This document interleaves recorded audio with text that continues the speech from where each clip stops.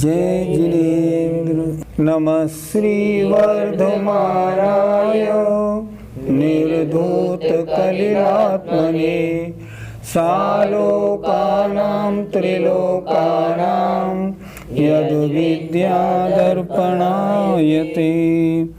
पंच परमेष्ठी भगवान की जय।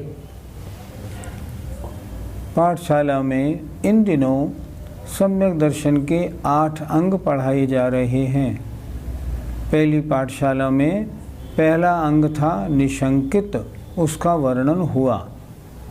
निशंकित अंग का तात्पर्य होता है भगवान के वचनों में, जिन वाणी में रंच मात्र भी शंका संशय नहीं करना। निशंकित अर्थात शंका रहित आचरण होना। भगवान ने जो शास्त्रों में कहा है यह यही है, ऐसा ही है, अन्य नहीं है, अन्य प्रकार नहीं है। और एक बात अच्छी कही थी आचार्य ने, जैसे लोहे पर टेम्पर रख के पानी की धार बन जाती है, अब लोहा टूट जाए पर उसका टेम्पर नहीं हटता, उसी तरह श्रद्धान इतना मजबूत हो जाना कि सब कुछ चला जाए पर श्रद्धा न टूटे, ये निशंकित अंग है। अब आज इस पाठशाला में हम आपको दूसरे और तीसरे अंग का परिचय कराएंगे। कर्म परवशे शांते, कर्म परवशे शांते, दुःखैरन्तरितोदये, दुःखैरन्तरितोदये, पाप बीजे सुखे नास्था, पाप बीजे सुखे नास्था, श्रद्धानाकांक्षणा स्मृता, श्रद्धानाकांक्षणा स्मृता। बोलिए आप सब भी हमारे साथ बोला करें, जितने दर्शक हैं सब, ताकि अभ्यास हो जाए। बोलिए कर्म परवशे शांते, दुःखैरन्तरितोदये, पाप बीजे सुखे नास्था, श्रद्धानाकांक्षणा स्मृता। दूसरे अंग का नाम है निकांक्षित अंग। शब्दार्थ क्या होता है? निकांक्षित अर्थात कांक्षा नहीं होना। किस में नहीं होना? सांसारिक सुखों में। सम्यक दृष्टि जानता है सांसारिक सुख दुख ही है, इनके भोगने में पाप बंद ही होता है, इसलिए वो इनकी इच्छा नहीं करता। आचार्य ने इसी आशय से ये श्लोक लिखा है, आइए देखते हैं। सांसारिक सुख कैसे हैं? कर्म परवशे अर्थात कर्मों के अधीन हैं। जब तक सातावेदनी का उदय है तब तक सुख है, असातावेदनी का उदय आएगा सुख समाप्त हो जाएगा। कर्म परवशे कर्म के अधीन हैं, शांते अंत सहित हैं। ये नहीं समझना कि सुख है तो सुख हमेशा रहा रहेगा। सुख के बाद दुख, दुख के बाद सुख आता है, इसलिए सांसारिक सुख अंत सहित हैं। और दुख ही अंतरितोदये, इस सुख के बाद बाधा जरूर आएगी। क्या आएगी? इसके बाद में दुख को आना ही आना है। अर्थात ये दुख, सांसारिक सुख जो हैं ये दुखों से बाधा सहित है, इनके बाद दुख का उदय आएगा ही, इसमें कोई शक नहीं। और पाप बीजे, पाप के बीज हैं। सांसारिक सुखों को भोगने में पाप का ही बंध होता है। ऐसे सुखे सुख में अनास्था, आस्था नहीं होना, अनास्था रूप जो श्रद्धान है, श्रद्धान आकांक्षणा, अर्थात अनास्था रूप श्रद्धान का होना निकांक्षित अंग कहा गया है। निकांक्षित अंग सांसारिक सुख, ये सुख श्रद्धा रूप नहीं, ये सुख सुख नहीं है, ये सांसारिक सुख दुख रूप ही है, ऐसा श्रद्धान होना निकांक्षित अंग है। सांसारिक सुख है कैसे, इतने विशेषण दे दिए। कर्म पर वशे, ये कर्मों के अधीन है। शांते, अंत सहित है, कुछ समय के लिए है। शाश्वत सुख तो मोक्ष सुख है, एक बार हो जाए तो अनंत काल तक रहता है, उसका नाम सुख है। तो ये अंत सहित हैं, तो इनके अंत में क्या होगा, दुःखैरन्तरितोदये, इनके अंत में फिर दुखों का उदय आना ही आना है, कम समय को आए या ज़्यादा समय को आए। और कैसे हैं सांसारिक सुख, पाप बीजे, पाप के बीज हैं। इन सांसारिक सुखों को भोगने में पाप ही होता है। ऐसे सुखी, ऐसे सांसारिक सुखों में अनास्था का श्रद्धान करना निकांक्षित अंग कहा गया है। सम्यक दृष्टि सांसारिक सुखों में आस्था नहीं करता। अगर सांसारिक सुखों में आस्था करता है तो सम्यक दृष्टि नहीं है, उसके निकांक्षित अंग नहीं होगा, उसके कांक्षा नाम का दोष हो जाएगा। इसलिए सांसारिक सुखों में आकांक्षा नहीं करना निकांक्षित नाम का अंग है। पंडित जी, स्वर्ग में देवों के सुख ही सुख है, फिर उनके सुख को शांति क्यों कहा गया? आपने ये प्रश्न इसलिए पूछा क्योंकि आपकी ऐसी धारणा है, जैसे मान लो सर्वार सिद्धि के देव हैं और उनकी आयु 33 सागर है, तो क्या 33 सागर तक उनके सुख ही सुख रहता है, क्या दुख का उदय नहीं होता? नहीं, पर ऐसा नहीं है। ध्यान से सुन लेना आप। सर्वार सिद्धि के देव हो या कोई भी हो, साता वेदनी का उदय अधिक से अधिक 6 महीने रहता है। उसके बाद असाता वेदनी का उदय कुछ समय के लिए अवश्य आता ही आता है, और असाता वेदनी का उदय दुख का अनुभव कराता है। अब वो क्षण मात्र को हो, कितनी देर को हो, बात अलग है। इसलिए शांते, जितने सांसारिक सुख हैं ये अंत सहित हैं। मोक्ष सुख ऐसा है जो एक बार हो जाए तो फिर अनंत काल तक रहने वाला है, उसमें एक क्षण की भी बाधा आ ही नहीं सकती। इसलिए ऐसे सांसारिक सुखों में क्या श्रद्धान बनाना, क्या उसकी इच्छा करना, कुछ नहीं। पंडित जी, तो क्या सम्यक दृष्टि सांसारिक सुखों को नहीं भोगता? सम्यक दृष्टि जीव सांसारिक सुखों को भोगता तो है, लेकिन उसे भोगने पड़ते हैं, उसकी भोगने की वांछा नहीं होती। क्यों नहीं होती? उसी के लिए तो ये श्लोक लिखा है कि वो जानते हैं कि ये सांसारिक सुख जो है ना, ये पाप के बीज हैं, इनको भोगने में पाप का बंध होता है। जैसे जैसे उसकी रुचि अपनी आत्मा में बढ़ती जाती है, वैसे वैसे सांसारिक सुखों से दूर होता जाता है।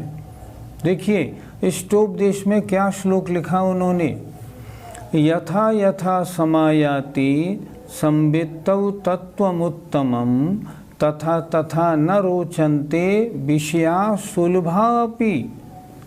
जैसे जैसे आत्म संवेदन, आत्म परिचय बढ़ता जाता है, वैसे वैसे जो प्राप्त सुलभ सांसारिक सुख हैं उनमें उसकी रुचि घटती जाती है। कोई तो भोगों को भोगता है, लेकिन सम्यक दृष्टि को भोगने पड़ते हैं, उनकी रुचि नहीं होती। इतना अंतर होता है। भोगने में आसक्ति नहीं है, कर्तव्य मान के करता है, बात अलग। इसलिए यहाँ क्या लिखा, निकांक्षितंग, सांसारिक भोग मुझे और मिले इसकी वांछा नहीं करता। गुरुजी, कुछ लोग तो सांसारिक सुख के लिए पूजा विधान करते हैं, तो क्या उचित है या अनुचित? जितने विधान कराए जाते हैं उन विधान कराने के दो कारण होते हैं।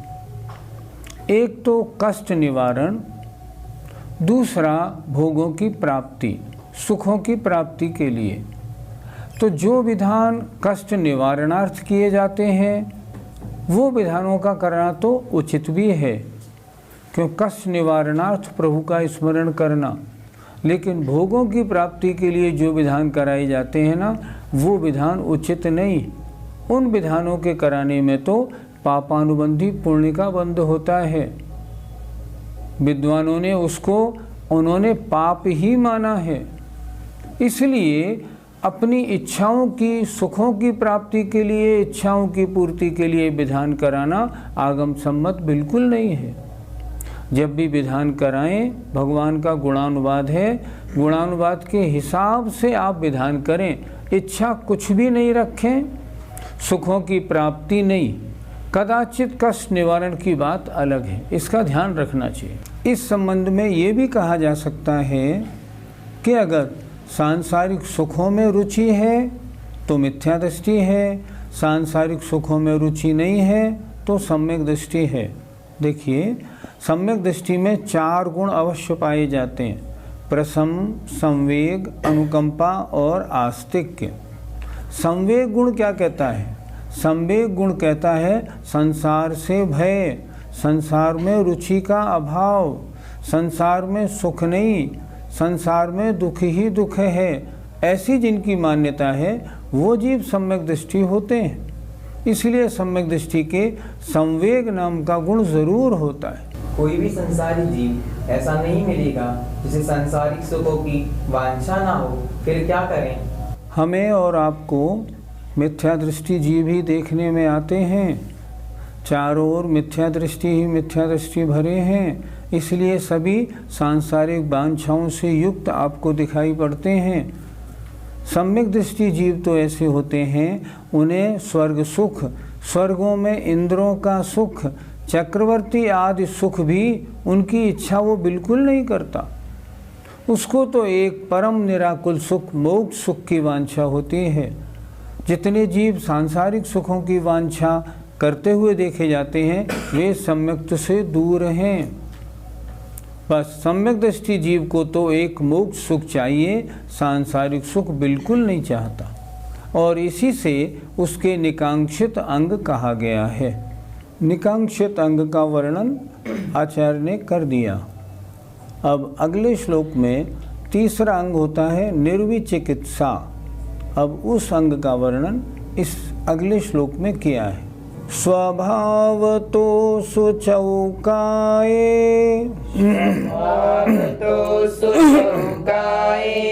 रत्नत्रय पवित्रते, निर्जुगुप्सा गुण प्रीतिर,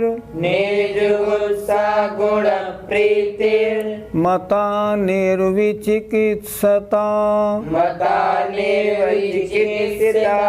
बोलिए, स्वभाव तो सुचौकाये, रत्नत्रय पवित्रते, निर्जुगुप्सा गुण प्रीतिर, मता निर्विचिकित्सता। तीसरा अंग है निर्विचिकित्सा। शब्द का अर्थ क्या होता है? विचिकित्सा माने घृणा, निर्विचिकित्सा माने घृणा का अभाव। अर्थात जो सम्यक दृष्टि जीव हैं वे किसी भी वस्तु से घृणा नहीं करते, उनके निर्विचिकित्सा नाम का अंग होता है। देखिए श्लोक में क्या कह रहे हैं आचार्य? स्वभाव तो माने स्वभाव से, असुचौ अपवित्र, काये शरीर में, पर रत्नत्रय पवित्रते, पर रत्नत्रय से जो पवित्र है ऐसे शरीर में। अर्थात रत्नत्रय से पवित्र परंतु स्वभाव से अपवित्र शरीर में। निर्जुगुप्सा, ग्लानि नहीं करना। गुण प्रीतिर और उन मुनिराज के गुणों में प्रीति करना निर्विचिकित्सा नाम का अंग माना गया है। फिर देखें एक बार, रत्नत्रय पवित्रते, मुनि महाराज का शरीर रत्नत्रय से पवित्र होता है, लेकिन शरीर उनका स्नान आदि नहीं करते, शरीर पर मैल के खुरंट भी जमे होते हैं, पसीने की स्मेल भी आ सकती है। शरीर का क्या करें, शरीर तो स्वभाव से ही अपवित्र है।